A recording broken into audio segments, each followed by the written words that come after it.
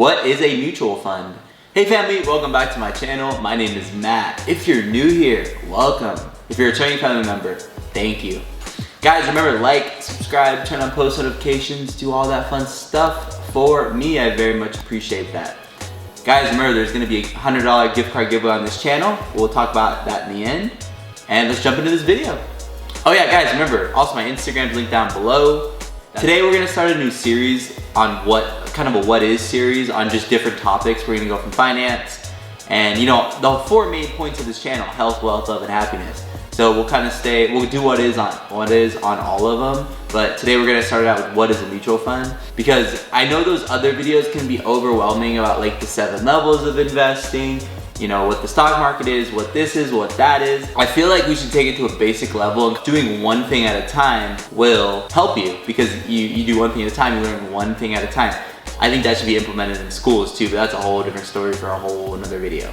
Anyways, mutual funds, we're gonna kind of take a little bit of deep dive. And there's probably gonna be another video because there's a lot to go through, so I don't wanna just overwhelm you.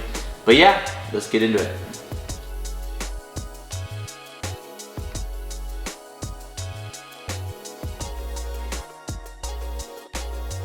So Matt, what is a mutual fund? A mutual fund is a professionally managed investment fund that pools money from many investors to purchase securities.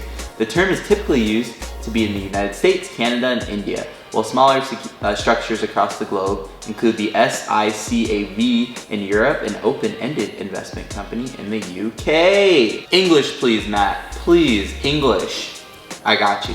Basically, a mutual fund is mutually funded by a large group of people that invest in the 9,200 single stocks, which is one company, in one fund, which then lets you diversify, which means put your eggs in multiple baskets. So you are investing in 90 to 200 companies, not just one company, right? So you're not just investing in Apple, but you're investing in Apple, Exxon, Amazon, a small company, 3 banks, 3 industry food leaders, 3 large tech corporations, Facebook, whatever, a real estate fund, whatever. You're investing in a bunch of things within one fund, thereby giving you a better chance to make more money. Now, let's say you buy one stock, and this stock is Apple, right? So you buy 1 share of Apple.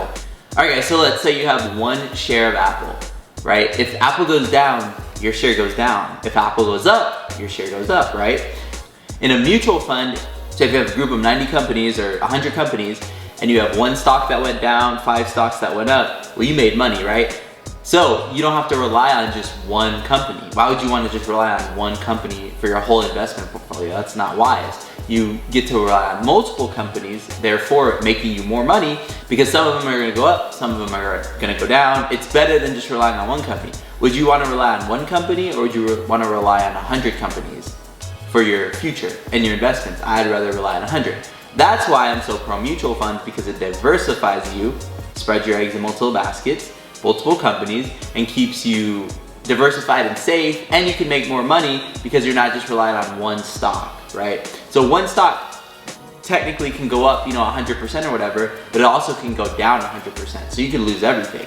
But in a mutual fund setting, it's more of 10 to 12% on a yearly basis, because what happens is most money made in the stock market is either a dividend, which is basically a share of the company's profits to you, or a percent. So usually a percent means 10%, 12%. That's a good percentage for a mutual fund. And you can make 10 to 12% on your money every year and build wealth over time. Now, one important fact that I'm gonna throw in right here: it is not FDIC insured. So at the bank, you're FDIC insured for up to $250,000 in an account. That means if the bank goes out of business, loses all its money. Remember, when you put money in the bank takes that money and invests it in other things. So they, do credit cards, they do auto loans, they do student loans, they do personal loans, they do mortgages. That's how they make money. So your money is not really sitting there. It's just in a pool of other money that all gets used by the bank to invest, make money. And then they give you a small percentage, like 0.001. And then what happens is, if you need the money, you come and take it out, then they'll get some of their money from that pool, give it to you. But what they're hoping not to happen is everybody just getting their money at once, because then they'd be screwed because they don't have all that money because it's out on loans. So the bank bets that not everybody at once is gonna all come in and say, hey, we all need our money. If that happens, the bank would be screwed. But usually that doesn't happen, and they do have a lot of cash on hand, but they also have a lot invested. So that's all bank stuff. That's a different conversation I'm just rattling off right now. But like I said, bank is insured by the government that says, okay, if $250,000 is in this account and the bank goes belly up, we'll cover it. We'll give you the 250 grand. But in an investment account, the FDIC insured thing is not there. The money can go up, the money can go down, but the odds of it going to zero are very low because you're invested in all these companies. So like, I've always talked about the S&P 500. It's the Standard & Poor 500 companies, the largest 500 companies in America. Let's say you have $10,000 in the S&P 500. The odds of it going down 100% are like zero. If 500 of the largest companies all go out of business, I think we're gonna have a bigger issue than your $10,000. There's gonna be like global chaos because that means the US economy is coming to an end. The 500 largest companies are going out of business, right? So the odds of 500 companies, the largest companies in America, go out of business, or every business in the mutual fund to go out of business is like zero. If that happens, then that's the end of the world. You know, there's more issues than just, you know, our investments. So the FDIC thing, don't be scared about that. It's not a big deal. You know, if you know what you're doing, if you learn about it, you educate yourself about the mutual funds, you're gonna make more money. And remember, you should have money in the bank for an emergency. Obviously, you're not gonna have $250,000 in the bank. That's a lot of money, right?